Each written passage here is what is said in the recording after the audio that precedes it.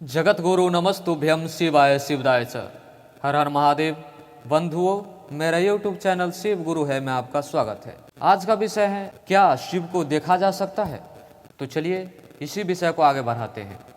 तो ये जो विषय है, इसके पीछे पूरी दुनिया लगा हुआ है। सभी अपने अपने भगवान को, अपने अपने इष्ट को देखना चाहता है, किंतु जिन्होंने देखा वो अभी संसार में है नहीं, जो अभी संसार में है उसने ऐसा देखा नहीं।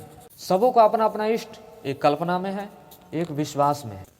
तो यहाँ पर तत्वज्ञानी कहते हैं कि आप अपने ईश्वर को देखने के बजाय उसे समझने का प्रयास करें। उनको देखने से पहले ये कन्फर्म हो जाए कि यदि वो ईश्वर आपके सामने आएंगे तो आप कैसे समझेंगे कि ये ईश्वर है। हो सकता है हमने जो कल्पना किए हैं वो उस कल्पना से परे हो। कहा जाता है कि वो परब्रह्म परमात्मा कल्पना से परे हैं, तो हमने जितना कल्पना किया हो शायद वो उस रूप में नहीं दिखेंगे। तो तत्वज्ञानी कहते हैं उनको देखने के बजाय उनको समझने का प्रयास करो। तो मैं इसी विषय को आगे बढ़ाता हूँ। क्योंकि मैं शिव का शिष्य हूँ, इसीलिए शिव पर बात करेंगे। तो हम लोग शिव को देखना चाहते हैं। हम लोग का अंतिम लक्ष्य है शिव को प्राप्त करना या प्राप्त हो जाना। तो मैं भी उसी विषय पे जोर देना चाहता हूँ जो तत्वज्ञानी का कहना था कि उनको देखने के बजाय उनको समझने का प्रयास करो। एक चीज पर गौर करेंगे, शिव की पुरानी पूजा की पद्धति जो हम देखेंगे तो उनकी पूजा में शिव की लिंग की बात किया गया है। शिवलिंग पूजा होती रही है। हम रामायण में भी देखते हैं कि भगवान राम ने शिवलिंग की पूजा की, शिवलिंग की स्थापना करके पूजा किए। भगवान कृष्ण भी शिवलिंग की पूजा किए। शिव की लिंग की ही पूजा बताई गई है। तो हम इससे मान लें कि शिवलिंग जैसा है शिव वैसे ही होंगे, क्योंकि सभी देवी देवता द्वारा उसी स्वरूप की पूजा की गई। तो यहाँ पर रहस्य छुपा है कि वो शिव इतने विशाल हैं जिनको आप एक चित्र में सीमित नहीं कर सकते हैं। आप उनकी पूर्ण स्वरूप नहीं बना सकते हैं, क्योंकि वो पूर्ण ब्रह्म है, परमात्मा है और कल्पना से परे हैं। तो आप अपनी कल्पना अनुसार उसे शिव समझ लेना, ये कहीं ना कहीं भूल होगी। इसीलिए उस काल के लोगों ने चित्र को न मानकर, वो शायद समझ रहे होंगे कि यदि कोई चित्र बनाते हैं तो कोई गलती भी हो सकती है, इसीलिए एक प्रतीक मान ली जाए, एक स्वरूप को मान ली जाए कि ये शिव है और उनकी पूजा किया जाए। इसीलिए उन्होंने शिव को शिवलिंग के रूप में समझा। तो शिवलिंग पर चलते हैं। ये शिवलिंग है क्या? लिंग माने प्रतीक, यानी उनका स्वरूप। शिव मीन शिव, लिंग मीन स्वरूप, यानी शिव का स्वरूप है। ये शिवलिंग को कहा जाता है कि ये शिवलिंग जो है, शिवलिंग का जो आकार है, कहा जाता है कि ये ब्रह्मांड की आकार है। यानी कि ब्रह्मांड की जो आकार है वो शिवलिंग जैसा ही इस ब्रह्मांड की आकार है। एक आदमी के आकार, एक घर के आकार, एक पेड़ पौधे के आकार, ठीक उसी तरह इस ब्रह्मांड का भी आकार शिवलिंग जैसा है। कहा जाता है कि ब्रह्मांड तो अनेकों है, लेकिन हम लोग भी किसी एक ब्रह्मांड में रहते हैं। हम लोग शिव में मौजूद हैं, यानी कि संपूर्ण ब्रह्मांड ही शिव है और उनमें हम लोग रहते हैं। तो हम लोग उन्हीं में रहते हैं। हम पूरी ब्रह्मांड को देख भी नहीं सकते हैं, क्योंकि हम उसी बीच में हैं। यानी इस ब्रह्मांड को देखने के लिए हमें ब्रह्मांड से अलग होना होगा। हम इस ब्रह्मांड के बीच में रह के इस ब्रह्मांड को नहीं समझ सकते हैं। यदि आप पूर्ण ब्रह्मांड को देखना चाहते हैं तो आपको ब्रह्मांड से निकल कर देखना होगा ब्रह्मांड को, तभी आप उस ब्रह्मांड को देख सकते हैं। उनके बीच में रहकर नहीं देखा जा सकता है। तो हम लोग इस ब्रह्मांड में रहकर उस ब्रह्मांड को देखना चाहते हैं। यहाँ पर ब्रह्मांड को शिव समझना है। तो हम लोग शिव को देखने के लिए शिव में घुसकर शिव को देखना चाहते हैं। तो जाहिर सी बात है, नहीं देखा जा सकता। शिव से बाहर निकलकर शिव को देखा जा सकता है, शिव में रहकर शिव को नहीं देखा जा सकता है। शिव में रहकर शिव को महसूस किया जा सकता है, शिव को समझा जा सकता है, किंतु उन्हें देखने के लिए आपको शिव से निकलना होगा। तो हम लोग का एक ऐसा प्रयास है जैसे कि हम लोग मोबाइल के बैक कैमरा से पूरी दुनिया की तस्वीर खींच ली है और उसमें अपने आप को ढूंढ रहे हैं। तो क्या ये संभव है? अपने आप को देख सकते हैं? क्योंकि खींचने वाले तो आप ही हैं। यदि आप अपने बैक कैमरा से पूरी दुनिया की तस्वीर खींच ले और उस दुनिया में ढूंढिएगा अपने आप को, तो आप नहीं मिलेंगे, क्योंकि आप उस दुनिया से बाहर हैं। इसीलिए आप उस पूरी दुनिया को देख सकते हैं किंतु अपने आप को नहीं देख सकते। तो यहाँ पर अपने आप को देखने के लिए या तो दूसरे का सहारा लेना पड़ेगा या तो फ्रंट कैमरा का इस्तेमाल करना पड़ेगा। यहाँ पर बारीकी से समझिए। तो यहाँ पर जो दूसरा है उस दूसरा को गुरु कह लीजिए। तो यहाँ पर दो प्रक्रिया बताया गया अपने आप को समझने के लिए। परमात्मा को देखने के लिए, समझने के लिए जो प्रोसेस बताया गया है तत्वज्ञानी द्वारा, मैं वो बात बता रहा हूँ। तो दो आधार बनाए, या तो स्वयं की खोज स्वयं करिए या स्वयं की खोज किसी और के सहारे करिए। उन किसी और का नाम सदगुरु कहा गया। या तो आप सदगुरु के माध्यम से अपने आप को जान सकते हैं या आप खुद से अपने आप को जान सकते हैं।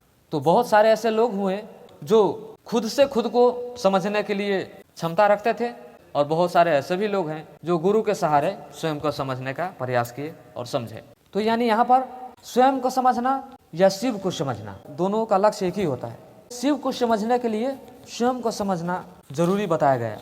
शिव तो दिखता नहीं है, किंतु आप स्वयं तो दिख रहे हैं, आप स्वयं हैं तो स्वयं तो दिखेंगे ही। तो तत्वज्ञानी ने कहा कि आप खुद पे रिसर्च करो, स्वयं को समझने का प्रयास करो, इसी में तुम्हारा सवाल का जवाब छुपा है। स्वयं को समझ लोगे तो शिव ही समझ में आ जाएगा, और जब शिव समझ में आ जाएगा, शिव अपने आप आपको दिख जाएगा। तो आप यदि शिव को देखना चाहते हैं तो दो तरीका है, या शिव आपको विशाल नेत्र प्रदान कर दे जो आप ब्रह्मांड को देख सके, या फिर शिव सूक्ष्म हो जाए तो आप देख सकते हैं। आपको दिव्य नेत्र प्रदान कर दे, ये एक तरीका, या फिर वो शिव ही सूक्ष्म हो जाए तो एक तरीका। यानी कि दोनों आधार शिव से ही रिलेटेड है, तो आप इस आधार से शिव को देख सकते हैं। किंतु हमने शुरू किया कि शिव को समझ लो, शिव अपने आप दिख जाएगा। तो शिव को यदि आप समझने का प्रयास करेंगे तो आपको जगह जगह सूक्ष्म रूप में शिव दिखेंगे, और सारे सूक्ष्म को जोड़कर आप एक विशाल शिव को भी देख सकते हैं। इसीलिए कहा गया कि समस्त चराचर जीव व कण कण में शिव व्याप्त है, कंकर कंकर में शंकर, बहुत सारे शब्द हैं। तो प्रत्येक कंकर को देख लो शिव के नजरिए से, या फिर सारे कंकर को समग्र हिसाब से देख लो, शिव दिख जाएगा। यदि एक चीज पे गौर करेंगे तो आपको लगेगा शिव से भिन्न कुछ है ही नहीं। यदि आप गौर करेंगे तो पूरी दुनिया शिव में दिखेगा। ये पूरी दुनिया शिव की नकल कर रहे हैं, शिव के अंदर बैठकर शिव की ही नकल कर रहे हैं, शिव से भिन्न कुछ है ही नहीं। ये संपूर्ण ब्रह्मांड शिव है, और उस ब्रह्मांड में हम आप रह रहे हैं। हम आप वही कर पा रहे हैं जो शिव कर चुके हैं। उनकी लीलाओं को भी देखे तो, जो हमारे आपके बीच धर्म ग्रंथ से आया है, उस लीला पर भी विचार करें तो ये पूरी ब्रह्मांड के लोग, सारे मनुष्य शिव के ही नकल करते हैं। चाहे वो किसी की भक्ति करें, चाहे वो किसी भगवान की भक्ति करें, चाहे उनका आराध्य जो भी हो, किंतु उनको पाने की पद्धति है, वो पद्धति शिव के ही है। एक गृहस्थ अपनी गृहस्थी बसाना चाहते हैं तो वो शिव जैसा परिवार चाहते हैं कि उनके पुत्र भी गणेश जैसा संसार में पूजित हो, उनके पुत्र कार्तिकेय जैसे योद्धा हो, यहाँ तक कि प्रत्येक लोग सुंदर पत्नी भी चाहते हैं। तो शक्ति स्वरूपा से सुंदर कोई हो ही नहीं सकता है संसार में, और जितने भी नारी है सब उन्हीं का स्वरूप बताया गया है, माँ भगवती, दुर्गा, पार्वती, जो भी कह लीजिए।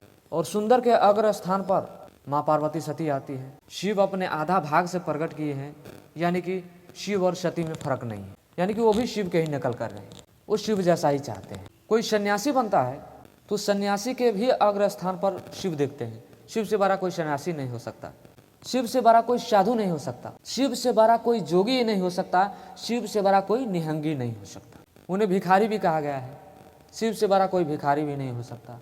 आप कितनाओं भी गरीब हो जाएंगे, शिव से ज़्यादा आप गरीब भी नहीं हो सकते। देख लो, उनके पास कुछ भी नहीं है। कोई भक्ति करता है तो उन्होंने एक रुद्र हनुमान से यह उदाहरण दे दिया संसार को, जो कि आज तक हनुमान से बड़ा कोई भक्त नहीं हुआ। आप भक्ति कर रहे हैं, भक्त बनना चाहते हैं, तो आप हनुमान का नकल कर रहे हैं, यानी आप शिव का नकल कर रहे हैं। यहाँ पर हम लोग कैसे शिव के नकल कर रहे हैं उस विषय पर बताने का प्रयास कर रहा हूँ। आप नाच कर रहे हैं, आप नृत्य कर रहे हैं, तो आप शिव से बढ़िया नृत्य नहीं कर सकते हैं। यानी कि जो नाच कर रहा है वो भी शिव के ही नकल कर रहा है। आप शांत बैठना चाहते हैं तो शिव से बढ़िया आप शांत भी नहीं रह सकते हैं, आप शिव जितना शांत भी नहीं हो सकते हैं। आप क्रोधी होते हैं, शिव इतना क्रोध नहीं है आपके पास, यानी आप क्रोध भी होते हैं तो आप शिव के ही नकल कर रहे हैं। आप पागल हो जाते हैं तो आप शिव से बड़ा पागल नहीं हो सकते हैं। हम आपको पता है शिव पागल भी हुए थे सती के वियोग में। आप प्रेम करना चाहते हैं तो संसार के सबसे पहला प्रेमी शिव और सती है, आप उन्हीं का नकल कर रहे हैं, और उससे ज़्यादा आप प्रेम भी नहीं कर सकते हैं। वो प्रेम विवाह में भी आगे हैं, वो आदर्श विवाह में भी आगे हैं। यानी कि हर पहलू से देखा जाए, जितना हम लोग बता पा रहे हैं, जितना हम आप लोग कल्पना कर पा रहे हैं, वो सब शिव से रिलेटेड है। यानी ये पूरी दुनिया शिव के ही नकल कर रहे हैं, यानी शिव से भिन्न कुछ भी नहीं है। तो हम आप इस सबों में शिव को देख सकते हैं। तो इसीलिए कहा कि शिव को देखने के बजाय शिव को समझने का प्रयास करो, और शिव को समझने से पहले स्वयं को समझो कि मैं कौन हूँ, मैं क्या कर रहा हूँ, मुझे क्या करना चाहिए, मैं कहाँ से आया, मुझे कहाँ जाना है, लोग क्यों आते हैं, लोग क्यों जाते हैं। अपने बॉडी के एक एक पार्ट का अनुभव करो। एक एक उंगली का अर्थ निकालो, एक एक नाड़ी का मतलब निकालो। ये सब क्यों है ऐसे, ये क्यों हो रहा है, ये क्यों ही आपको अपने आप को समझने में मदद करेगा। और अपने आप को समझ जाओगे, आप शिव को भी समझ जाओगे और आपको हर जगह शिव दिखेगा। आपको शिव से भिन्न कुछ लगेगा ही नहीं। ये संपूर्ण ब्रह्मांड ही शिव है और इसमें रहने वाले सब लोग शिव के ही नकल कर रहे हैं, उनसे भिन्न कुछ है ही नहीं। इसीलिए शिव को देखने के बजाय शिव को समझने का प्रयास करना चाहिए। तो चलिए इन्हीं वाणी के साथ मैं अपनी मान्यता क्षण गुरु को चरणों में रखते हुए पुनः पुनः सभी भाई बहन को प्रणाम।